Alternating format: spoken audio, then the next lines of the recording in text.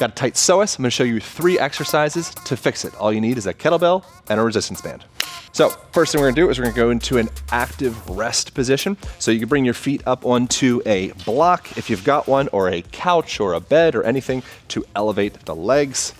And starting off on your back and just bringing your legs up on said block. Honestly, a little bit higher block than this would be preferable because you'd want to lift your hips a little bit so you're actually getting some traction on the hips. But this is fine because we're shortening the psoas muscle. So from here, we're softening all this tissue. You're gonna lay down on your back and just start to breathe into this space.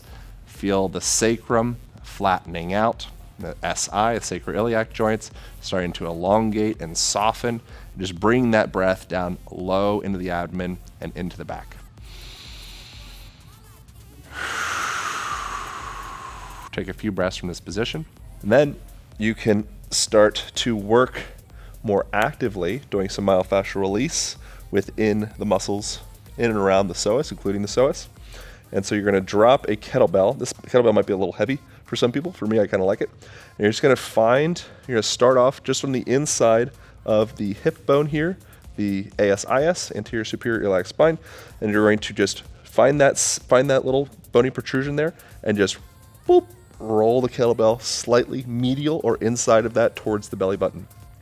So from here, you're getting into the muscles of the psoas, like right middle of the belly of the psoas. You're also tapping a bit into the iliacus muscle as well, and any of the stuff that is connecting through there. So transverse abdominis, obliques, and also getting in some visceral tissue. You're going to breathe into that kettlebell. Also BTW, it would be great to have a support under your neck. I didn't grab one, but it's okay. And you're just gonna actively take a few breaths into that kettlebell. And you can start to move, roll the kettlebell. If there's any pain at all with this, back up. There's no pain that we're looking for this at all. It's really just a slow softening of all this connective tissue in and around the abdomen and the psoas.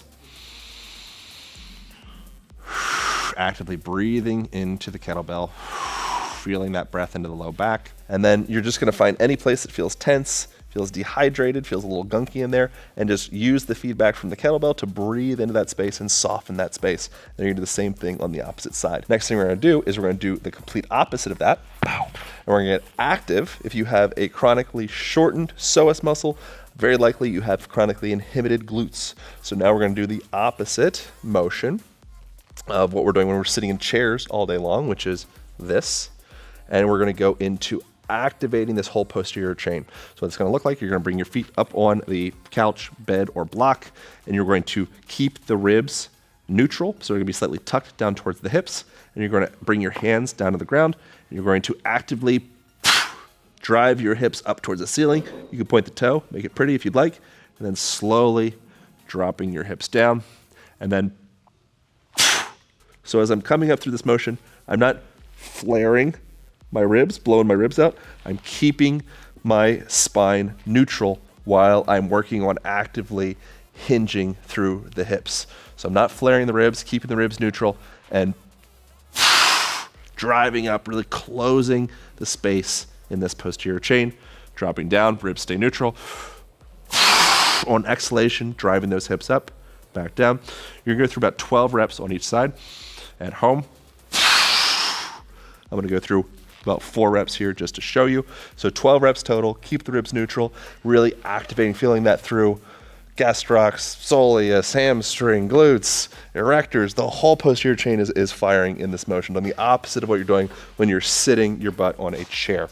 Last thing we're gonna play with is we're gonna stand up, you're gonna get a little active, and we're going to bring the resistance band that I mentioned underneath or in between the hip here. So you're gonna have it at a low height. If you guys don't have bands at home, I'm using the orange band from the Strength Kit. We'll provide a link for you guys to grab that if you'd like. There's a door anchor in that as well. So you can attach the band if you don't have a several $1,000 setup like this. You don't need to have any of this stuff. You just set up at the door. You're gonna drop your, I'll push this guy forward a little bit actually. You're going to step your foot up on the block, You're gonna bring that band right at the attachment point of the adductors. So about as close beside the pelvis as you can get. And then you're going to slowly start to just rock yourself forward and backward a little bit. Get a little bit of movement. And then you're going to start to lengthen your stride a little bit, step back a little bit more. So now we're starting to open up through the hip flexors, through the quads, through the psoas. And you're going to slowly start to drive yourself down. So we're opening up through the knee. We're opening up a little bit through the adductors. And now we're actively reaching through the hips on that contralateral side. So we're opening up, reaching through that leg. And now we're really I'm gonna start to slide my foot back a little bit more. And now I'm gonna actively play with driving my foot down into the ground. So we're gonna do a P and F stretch. So I'm going, I'm driving this foot. I'm really activating psoas, activating all the muscles through the abs, even through the quads as I'm kicking. Hold that for about 5 seconds.